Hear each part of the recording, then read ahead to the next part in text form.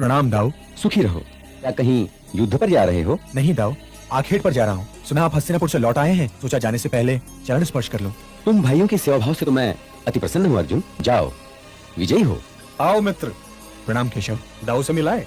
हाँ, मिलाया। इनका आशीर्वाद लेना बहुत ही आवश्यक था। अब जाओ, तुम तो इसका पूरा ध्यान रखना। द्रौपदी अग्नि से उत्पन्न हुई है, उसके स्वभाव में बड़ी आँच है। सुभद्रा हरण से कहीं कठिन लक्ष्य है सुभद्रा का द्रौपदी से मिलन। वो तुम पांचों भाइयों की पत्नी अवश्य है, परंतु स्वयंवर तुम्ही ने जीता था पार्थ। तुम ये ध्यान में रखोगे, सुभद्रा तो मेरी बहन है ही, परंतु द्रौपदी भी मेरी बहन समान ही है। यदि सुभद्रा का तुम्हारे साथ जाना आवश्यक न होता तो तुम्हें सुभद्रा हरण का सुझाव ही न देता। परंतु ये न सोच लेना पार्थ कि तुम दोनों के प्रेम से विवश होकर मैं सहायता कर रहा हूँ। मैं कुछ समझा नहीं केशव। तुम्हारा ये समझना आवश्यक भी नहीं है। जाओ पार्थ, मेरा रथ तुम्हारी प्रतीक्षा कर रहा है। प्रणाम केशव। एक और बात सुन लो पार्थ, इस यात्रा में सारथी सुभद्रा को ही बनाना। जैसे आपकी आज्ञा।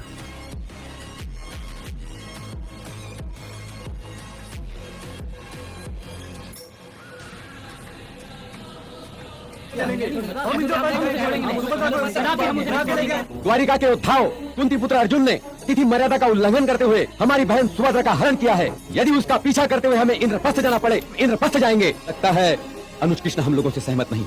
तो कुछ भी नहीं कहा दाऊ। तुम्हारे कुछ ना कहने से ही तो मैं घबराता हूँ। तुम्हें याद नहीं कि जब तुमने रुक्मिणी का हरण किया था, भाई रुक्मिणी ने तुम्हारा रास्ता रोक लिया था। रुक्मिणी का हरण नहीं किया था दाऊ।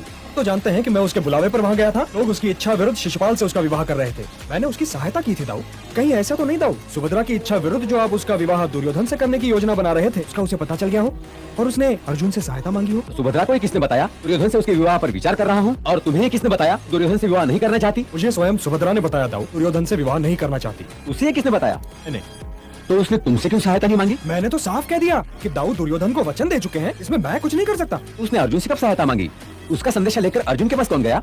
और अर्जुन को ये किसने बताया कि वो पूजा के लिए जा रही है? इन सब प्रश्नों के उत्तर तो स्वयं सुभद्रा ही दे सकती है दाऊ, परंतु ये तो स्वयं उसके अंगरक्षकों ने मुझे बताया। जब अर्जुन ने उसे अपने रथ पर उठा लिया था, उसने अपने अंगरक्षकों को सहायता के लिए नहीं पुकारा था। एक ने तो यहाँ तक कहा था दाऊ स्वयं अर्जुन की सारथी भी थी। तो क्या इसका अर्थ ये नहीं हुआ दाऊ यदि हरण हुआ है, अर्जुन ने सुभद्रा हरण नहीं किया, सुभद्रा ने अर्जुन हरण किया। स्वयं दाऊ जिन पांडवों की सेवा भावना का बखान करते नहीं थकते, उनमें से कोई भला अपनी बुआ के घर का अपमान कर सकता है? पूछिए तो अर्जुन ने हमारा मान बढ़ाया है। यदि स्वयंवर में कर्ण भी मत्स्य का भेद कर सकता था। ऐसे स्वयंवरों का अर्थ क्या है? स्त्री कोई पशु नहीं है जो पुरस्कार बनाकर किसी को दे दिया जाए, कोई वस्तु नहीं है जो हारी या जीती जा सके। पार्थ पांडुपुत्र है, द्रोण शिष्य है, सर्वश्रेष्ठ धनुर्धर है। गाँव की इस भीड़ में क्या कोई ऐसा है जो अर्जुन की मित्रता ना चाहता हो? शांतनु का पोता है, त्रिभोज का नाती है। त्रिलोक में सुभद्रा के लिए तो इससे अच्छा कोई और वर दिखाई नहीं देता। महादेव के अतिरिक्त कौन है जो उसे रणभूमि में हराने की सोच भी सके? मैं तो कहता हूँ कि आप लोग जाइए और उसे मान सम्मान के साथ द्वारिका ले आइए। यदि वो आप लोगों को हराकर इंद्रप्रस्थ पहुंच गए तो सारे संसार के लिए द्वारिका हंसने का विषय बन जाएगा। मैं जानता था कि यदि इसे बोलने का अवसर मिला तो ये हम सबको चुप करा देगा। तो आप लोग जाइए